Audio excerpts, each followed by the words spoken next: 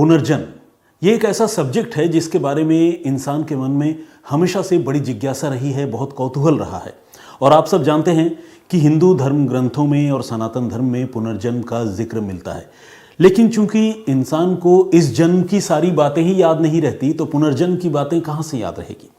कुछ एक ऐसे मामले ज़रूर सामने आते हैं वक्त वक्त पर, जिसमें कुछ एक ऐसे लोग सामने आते हैं जो कहते हैं कि मैं पुनर्जन्म मेरा हुआ है और पिछले जन्म में मैं ये था, उस जगह पर रहता था, ये काम करता था, वगैरह वगैरह। और इस तरह की कहानियाँ जब कोई सुनाता है तो जाहिर सी बात है लोगों को उस पर आसानी से यकीन नहीं होता। लेकिन कई ऐसे केस स्टडीज़ हैं जहाँ इस जन्म को जीने वाले लोगों ने अपने पिछले जन्म की जो कहानियाँ सुनाई है वो हूबहू सही निकली हैं।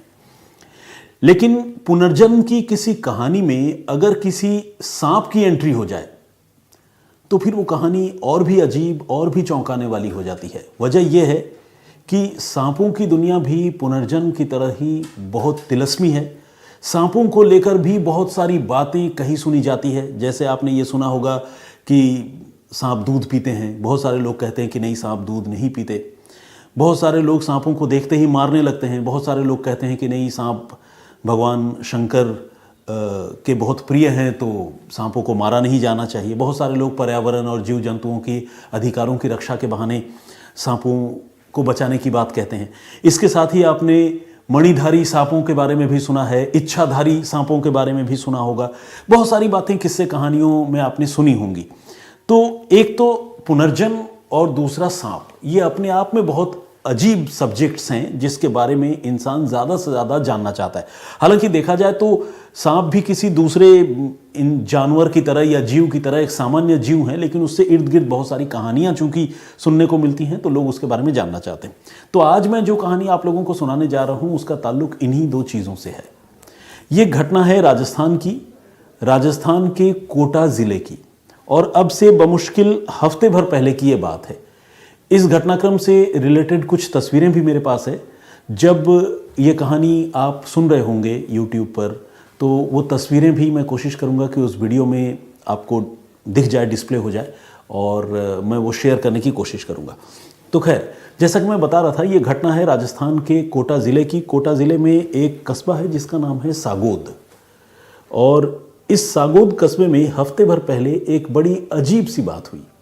हुआ ये कि सागोद कस्बे में ही एक जो रूरल एरिया है, ग्रामीण एरिया है, उस गांव में एक कोबरा सांप, जिसे बहुत जहरीला माना जाता है, वो उस गांव में लोगों को रिहायशी इलाके में नज़र आया। मतलब जहां लोग रहते हैं, जहां आबादी है, वहां नज़र आया। तो अब एक सांप को देखते ही आमतौर पर गांव देहात में लोगों का रिएक्शन यही होता है कि वो सांप को फ़ौरन मार देना चाहते हैं, क्योंकि लोगों को लगता है कि भाई सांप है, जहरीला है, काट लेगा, किसी की मौत हो जाएगी। जागरूकता की कमी भी होती है। तो बहुत सारे लोगों ने जब सांप को देखा तो वो उस सांप को मारने की कोशिश कर रहे थे। कोई डंडा लेकर आया, कोई ईंट पत्थरों से उसे कुचलने की कोशिश कर रहा था। लेकिन उसी गाँव में रहने वाली एक बुज़ुर्ग महिला, जिनका नाम है बादामी देवी, उन बादामी देवी ने उस कोबरा सांप को मारने का विरोध किया। और न सिर्फ विरोध किया, बल्कि गांव वालों के सामने हाथ जोड़कर आरजू मिन्नत की कि वो इस सांप को बख्श दे। लोगों को पहले लगा कि शायद बादामी देवी के दिल में जो है उस जीव के प्रति कोई दया भावना जगी है, या वो चाहती है शायद पर्यावरण की रक्षा करना, जिसकी वजह से वो इस सांप को बचाना चाहती है। लेकिन बादामी देवी ने ये कहकर लोगों को हैरान कर दिया कि ये कोई मामूली कोबरा सांप नहीं, बल्कि तकरीबन 15 साल पहले मर चुका उनका बेटा है, जो सांप के रूप में पुनर्जन्म लेकर उनके घर आया है, उनके गांव आया है। अब ये बात सुनते ही लोग हैरान रह गए। बहुत सारे लोग मजाक उड़ाने लगे, कहने लगे कि ये क्या पागलपन है, सांप के रूप में बेटा आया है और वो भी 15 साल बाद। लेकिन बादामी देवी के सिर पर तो मानो धुन सवार था, और वो चाहती थी कि इस सांप को किसी भी कीमत पर न कोई मारे और न कोई नुकसान पहुंचाए। वो बिल्कुल गांव वालों के सामने अड़ गई, और उन्होंने गांव वालों को इस बात के लिए राज़ी कर लिया कि वो उस कोबरा सांप को न मारे।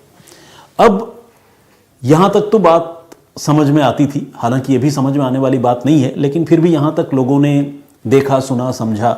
लोगों ने अपने आप को समझाने की कोशिश की कि चलो बुज़ुर्ग महिला है, हो सकता है कि कोई इमोशनल सेटबैक हो जिसकी वजह से सांप को अपना बेटा मान रही है। लेकिन इसके आगे की कहानी और भी ज़्यादा अजीब और हैरान करने वाली है। बादामी देवी अब फौरन घर के अंदर गई और उसके बाद एक कटोरे में वो दूध लेकर आई।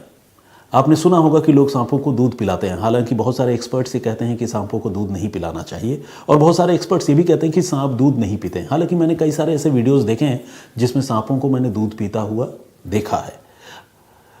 तो खैर, बादामी देवी वो दूध से भरा हुआ कटोरा लेकर आई और उन्होंने उस कोबरा सांप के सामने उसे रखा। खास बात यह रही कि उस कोबरा सांप ने न सिर्फ दूध पिया उस कटोरे से, बल्कि एक बार भी उस सांप ने बादामी देवी को डसने की या बादामी देवी पर फुफकारने की कोशिश नहीं की। आमतौर पर सांपों का ये स्वभाव होता है, चाहे वो जहरीले सांप हो या बिना जहर वाले सांप हो, वो दो ही सूरत में जो है वो हमले करते हैं या डसते हैं। एक तो ये कि जब उसे भूख लगी होती है, वो कुछ खाना या शिकार करना चाहता है तो वो उस पर हमला करता है, और दूसरा ये कि सांप जब डरे हुए होते हैं, उनको लगता है कि उनकी ज़िंदगी पर खतरा है, तब वो डसते हैं या हमला करते हैं। इसके अलावा सांप कोई और तीसरा इमोशन सेंस नहीं कर पाते और उनका दिमाग इससे ज़्यादा काम नहीं करता। लेकिन यहाँ डसने की पर्याप्त वजह थी, क्योंकि एक तो वो रिहायशी इलाकों में लोगों के बीच घुस गया था जहाँ पर वो लोगों को देखकर डरना उसके लिए लाजमी था। लेकिन वो बादामी देवी जब उसके इतने करीब आ रही थी तो उन्होंने उस सांप ने, मैं उन्होंने कह रहा हूँ, देखिए, उस सांप ने बादामी देवी को एक बार भी डसने की कोशिश नहीं की और नहीं बादामी देवी पर फुफकारने की कोशिश की। तो ये जब मंजर गांव वालों ने देखा तो उन्हें बड़ी हैरानी हुई। तो खैर, इसके बाद बादामी देवी एक कदम और आगे बढ़ गई। सांप को उन्होंने दूध पिला दिया। दूध पिलाने के बाद चूंकि उनका विश्वास जो है वो धीरे धीरे और बढ़ता गया, ये लगता गया कि हाँ, ये मेरा बेटा ही है, जिसका नाम हंसराज था। तो फिर उन्होंने उस सांप को अपने और करीब लाने की कोशिश की। लोग कहते रहे कि आप दूर हट जाओ, जो हो गया, आपने दूध पिला दिया, अब आपको और करीब जाने की ज़रूरत नहीं है, डस लेगा। लेकिन बादामी देवी नहीं मानी। उन्होंने क्या किया, गांव में लोगों की मौजूदगी में अपना जो आंचल है साड़ी का, वो उन्होंने ज़मीन पर बिछा दिया और सांप से ये कहने लगे कि अगर तुम मेरे बेटे हो तो इस आंचल में आकर तुम बैठो, तुम इस आंचल में आओ। अब ये सारी चीज़ें ऑब्वियसली आप सारे लोगों को शायद पागलपन जैसी बात लगे, लेकिन जो हुआ वो मैं आपको बताना चाहता हूँ। तो और मैं इसमें कोई जजमेंटल नहीं हूँ कि वो पागल हो गई या उनको कोई दिमागी तकलीफ़ है या नहीं है, वो सही कर रही है, इस पर मैं अपनी कोई राय नहीं देना चाहता। तो खैर, जैसे ही उन्होंने आंचल फैलाया, हैरानी की बात यह भी रही कि वो सांप उनके आंचल में भी आकर बैठा। इसके बाद उन्होंने सांप को उठा लिया और अपने गले में उस सांप को लपेटकर देर तक घूमती रही। हैरानी वाली बात है कि ये कोई बिना जहर वाला हार्मलेस स्नेक नहीं था, बल्कि जहरीला कोबरा सांप था, जिसकी एक बाइट किसी भी इंसान को बमुश्किल आधे घंटे के अंदर मौत के मुंह में पहुंचा सकती है। लेकिन बादामी देवी ये सब करती रही और वो तो पूरा दिन गुजर गया। उसके बाद उन्होंने उस सांप को अपने घर के पास छोड़ा और वो सांप जो है झाड़ियों में चला गया। लोगों को लगा कि चलो ये एपिसोड ख़त्म हुआ, अब शायद बादामी देवी जो है अपने बेटे की मौत के सदमे से शायद थोड़ी बाहर आ जाए या थोड़ी नॉर्मल हो जाएगी। लेकिन अगले दिन हुआ ये कि उस महिला की नज़र फिर से उसी सांप पर पड़ी और वो सांप इस रोज़ उनके खेत में बैठा हुआ था। बादामी फिर से बेखौफ होकर उस सांप के पास गई और सांप को न सिर्फ उन्होंने पकड़ लिया, उठा लिया और फिर से अपने घर लेकर आ गई। और इस बार घर लाकर घर के बाहर गांव में आपको पता है चबूतरे बने हुए होते हैं, तो उस चबूतरे के ऊपर उन्होंने उस सांप को रखा, दूध वगैरह पिलाया और फिर अपने काम में मशगूल हो गई। गांव के लोग आते जाते रहे और गांव के लोगों ने देखा कि वो सांप दिन भर उसी चबूतरे पर बैठा हुआ रहा। आखिरकार इस मामले में एक मेजर ट्विस्ट आया और वही हुआ जिसका डर था। सांप को बादामी देवी ने इस बार जब उठाया तो उसकी मौत हो गई। किसकी? बादामी देवी की नहीं। बादामी देवी को तो सांप ने डसा ही नहीं, सांप की मौत हो गई। सांप जो है वो बादामी देवी के हाथों में दम तोड़ चुका था और ये दूसरे दिन की बात है।